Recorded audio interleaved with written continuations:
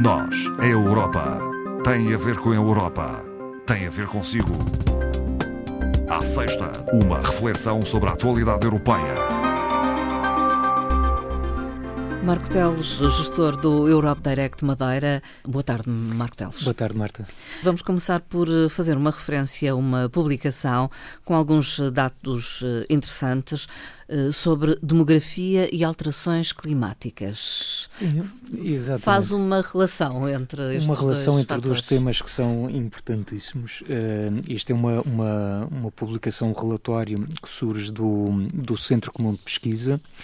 Portanto, é um serviço de ciência e conhecimento da Comissão Europeia e onde temos lá um conjunto de investigadores com o objetivo de assegurar consultoria científica independente para a Comissão Europeia. E este relatório parece-me extremamente interessante, ainda não tive a oportunidade de concluir a leitura, porque tenta relacionar a questão da demografia com a própria adaptação e a mitigação às alterações climáticas e faz essa análise desses dois parâmetros, faz a nível global e faz também especificamente para a União Europeia. E, portanto, são duas áreas muito próximas que têm que ser relacionadas e, aliás, será bom dizer que a população, por exemplo, é um tema que ultimamente tem estado um pouco mais em moda, até porque em novembro do ano passado nós atingimos aquela meta dos 8 mil milhões de pessoas à escala mundial.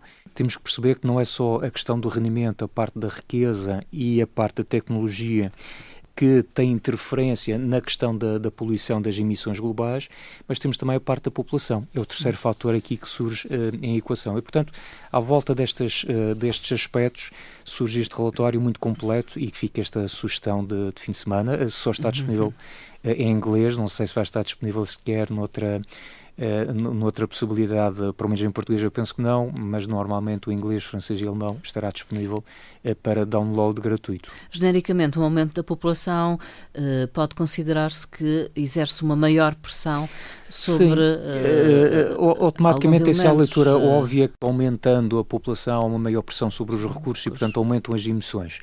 O que este relatório tenta ver também é que não basta ver apenas a situação do aumento da população enquanto valor absoluto, mas ver também as características dessa população, porque nós podemos ter mais pessoas, mas pessoas com comportamento mais amigo do ambiente e, portanto, não há necessariamente uma ligação direta entre aumentar a população e isso representar mais emissões, porque temos que atender também às características dessa população e ver ao contrário, que é como é que o processo de adaptação às alterações climáticas pode ser afetado pelas características dessa mesma população. Portanto, obviamente que populações melhor informadas, com maior conhecimento daquilo que produzem, daquilo que consomem, vão naturalmente refletir-se depois numa taxa de emissão em comportamentos mais amigos do ambiente. Assim. Também as menos esclarecidas acabarão por ser mais vulneráveis às alterações climáticas. As menos esclarecidas, normalmente, e isso acho que as pessoas menos esclarecíveis são sempre mais vulneráveis a quase tudo, não é? Portanto, nós damos muita importância à questão do rendimento, à parte financeira. Todos nós queremos ter uma carteira mais recheada, como é óbvio, mas o conhecimento vale dinheiro também. As pessoas melhor informadas estão sempre na linha da frente em relação a quase tudo. Portanto, o conhecimento também é poder. Uma outra publicação, os resultados de um novo inquérito Eurobarómetro, que trazemos aqui várias vezes, porque vão saindo várias publicações ao longo do ano. São indicadores importantes? São indicadores muito importantes, porque fazem uma leitura de toda a União Europeia, portanto todos os Estados-membros são incluídos nestes inquéritos, nestas entrevistas. Neste caso estamos a falar de quase 27 mil entrevistas realizadas nos 27 Estados-membros, sendo que depois essa distribuição das entrevistas tem a ver com a dimensão demográfica de cada, portanto há uma proporção. Este inquérito foi realizado recentemente? Este foi realizado em março, praticamente durante todo o mês de março, e esteve relacionado sobretudo com realmente a questão da democracia e já com um cheirinho, digamos assim, a pensar nas eleições europeias de 2024. Perceber o grau de satisfação dos cidadãos com a União Europeia. Exatamente. Perceber também qual é o sentimento, ainda que estejamos a um ano de distância, é óbvio, e as coisas, enfim, num ano muita coisa pode acontecer e já percebemos que o mundo mais instável e as coisas, as crises aparecem quando menos se espera, mas de qualquer forma temos de trabalhar com aquilo que temos e portanto é bom ter já estes pré-indicadores para também pensarmos depois como é que queremos trabalhar as próprias estratégias de comunicação. Não é? Quão interessados estão os europeus com as eleições de 2024? Para começar, há aqui um bom indicador nos resultados deste Eurobarómetro que tem a ver com uma questão que é colocada especificamente sobre o funcionamento da democracia de um ponto de vista global na União Europeia e depois ao nível de cada Estado-membro. E dizer que em relação a isso, no nosso país, por exemplo, 63% da população entende que estão, portanto, satisfeitos com o funcionamento global da democracia e, relativamente à União Europeia, esse valor passa para 67%. Portanto, são valores globais e que aliás, são até um resultado mais satisfatório do que propriamente a média da União Europeia. Portanto, comparando a média dos 27, nós estamos relativamente satisfeitos com o processo democrático, quer no país, quer na União Europeia. Estaremos disponíveis para envolver-se neste processo aliás, há aqui uma questão muito interessante que surge neste segmento, que é como é que vê já, portanto, eventualmente a participação nas eleições que irão decorrer em junho, como se sabe, em junho de 2024, e quer a nível europeu, quer a nível do nosso país, a maioria da população para já manifestou-se favoravelmente. Portanto, no caso português 55%, no caso europeu 56%. Portanto, há uma maioria que expressa para já vontade em participar nas eleições, o que não deixa de ser um bom indicador. Depois, há alguns aspectos da democracia na União Europeia que são explorados, digamos, no inquérito. É a tal questão depois de esmiuçar e tentar perceber com mais detalhe quais são os elementos que as pessoas consideram mais favoráveis ou não. E os aspectos que são mais, em que se nota uma maior satisfação, têm a ver sobretudo aqui com 3 elementos, que é a liberdade de expressão, portanto a esmagadora maioria, 70% dos europeus, e aliás no caso português isto sobe para os 80%, considera que estar satisfeito com a liberdade de expressão que existe em Portugal e portanto também na União Europeia.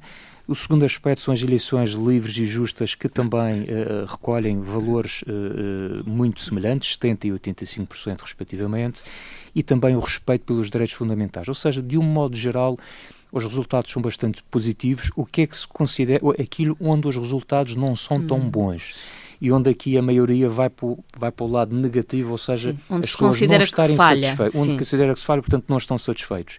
Tem a ver com a consideração dos partidos políticos pelas pessoas, ou seja, há aqui apenas 41% dos portugueses consideram que realmente os partidos políticos têm de facto em conta em consideração e em conta as pessoas, portanto há aqui um elemento menos bem conseguido da ação política, ou neste caso concreto dos partidos políticos, e há aqui um dado que ainda é muito mais evidente, que tem a ver com a luta contra a corrupção. Portanto, nesse caso, 35% dos europeus estão satisfeitos, contra 60% que não estão nada satisfeitos com a forma como se tem lutado contra a corrupção, e no caso português esta diferença ainda é mais notória, 67% não estão satisfeitos e apenas 29% dizem estar satisfeitos. Portanto, são áreas onde claramente terá que haver aqui um reforço do trabalho.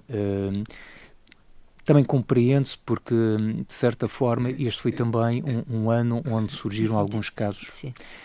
O Qatargate, por exemplo, Sim, ao nível do Parlamento Europeu, e isto com certeza que também acaba por minar um pouco a confiança no trabalho das próprias instituições. E estão cientes os europeus de que a União Europeia tem impacto no seu dia-a-dia? Sim, isso é uma dúvida sempre que se coloca, e saber-se de facto, uma coisa acho que é as pessoas se manifestarem a favor ou não, ou enfim, falarem sobre a União Europeia. Às vezes não se fala assim muito, mas não quer dizer que não tenham a consciência do impacto que a União Europeia tem nos seus dias. E de facto 80% dos portugueses diz que sim, que reconhece que a União Europeia tem, de facto, impacto no seu dia-a-dia, seja através dos projetos que são financiados, seja através da legislação que é produzida e que depois tem consequências na nossa ação diária. Portanto, há esse reconhecimento, o que é também bastante positivo. E em relação às questões mais atuais, como o custo de vida, a subida do custo de vida, enfim, a subida dos preços de bens até essenciais. Pois, esta é uma questão que surge no Eurobarómetro, que tem a ver com o facto das pessoas estarem ou não satisfeitas com as medidas que têm sido tomadas, exatamente, as medidas que têm tomado até agora para fazer face à subida generalizada dos preços e, portanto, às dificuldades no custo de vida. E aqui, quer a União Europeia no todo, quer o nosso país em particular, não saem muito bem da fotografia, uma vez que 70% dos portugueses não estão satisfeitos com as medidas que têm sido tomadas a nível nacional.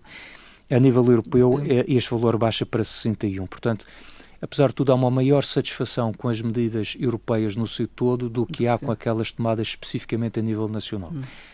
Acho que falta aqui no dia-a-dia, naquilo que é a comunicação social, naquilo que são os assuntos que estão na espuma daquilo que é mais relevante e, portanto, que vem sempre ao de cima.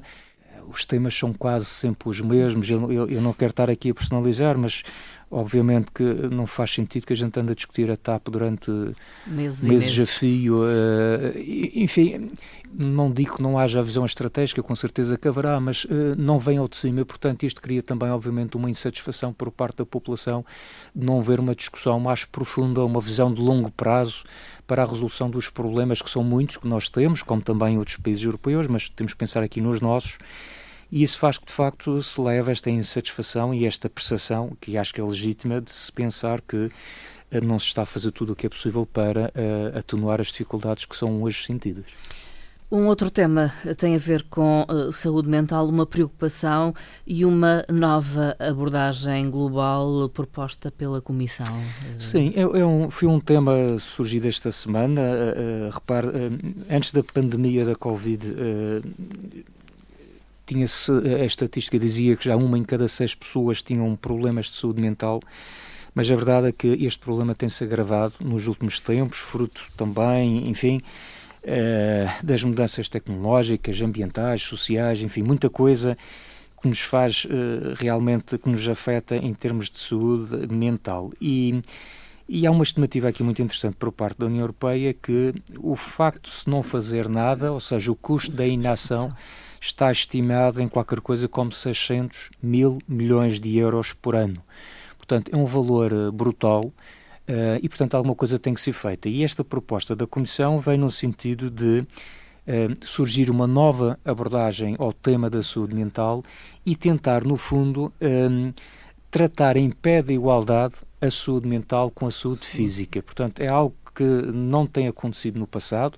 O objetivo geral é esse, portanto, irão haver agora, por parte da Comissão, 20 iniciativas emblemáticas, um financiamento na ordem dos 1.230 milhões de euros para diferentes instrumentos financeiros específicos desta matéria e, só para dizer que, em traços gerais, a estratégia da saúde mental passa por 3 princípios orientadores, que é o acesso a uma prevenção, portanto, aqui a palavra prevenção é no fundo fundamental, prevenção adequada e eficaz.